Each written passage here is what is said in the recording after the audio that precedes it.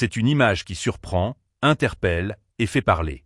Le président français Emmanuel Macron et le ministre russe des Affaires étrangères Sergueï Lavrov, deux figures opposées dans un contexte géopolitique tendu, se sont publiquement serré la main lors du sommet du G20 à Rio de Janeiro.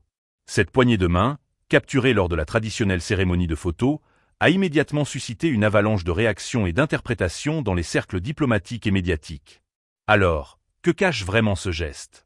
Simple courtoisie ou signal politique inattendu? Vous êtes sur le point de découvrir une analyse détaillée de cette scène qui ne cesse de diviser. Avant de continuer, abonnez-vous pour ne manquer aucune analyse géopolitique essentielle. Et vous, que pensez-vous? Les gestes symboliques ont-ils encore une valeur diplomatique aujourd'hui? Donnez-nous votre avis en commentaire. Le décor est posé. Rio de Janeiro accueille les dirigeants des 20 plus grandes économies mondiales. Sur fond de tensions internationales, notamment autour de la guerre en Ukraine, chaque geste compte, chaque mot est scruté. C'est dans ce climat que s'est déroulée la scène. Emmanuel Macron, représentant d'une Europe majoritairement unie contre l'invasion russe, et Sergueï Lavrov, porte-parole d'une Russie isolée sur la scène internationale, se retrouvent côte à côte lors de la photo officielle.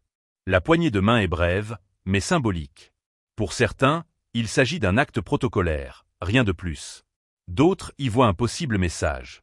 Car si la diplomatie est un jeu subtil, elle se nourrit aussi de ces instants, où le langage corporel peut en dire long.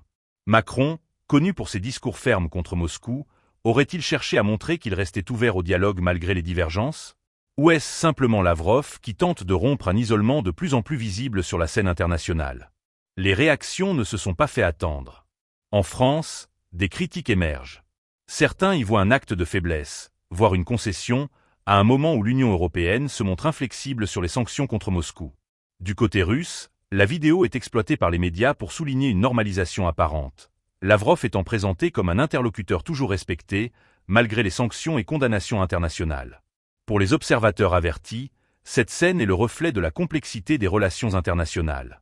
Le G20, plateforme économique avant tout, impose aux dirigeants de dépasser parfois leurs différends pour afficher une façade d'unité. Mais cette unité est-elle réelle? Derrière les sourires de circonstance et les gestes formels, les désaccords demeurent profonds.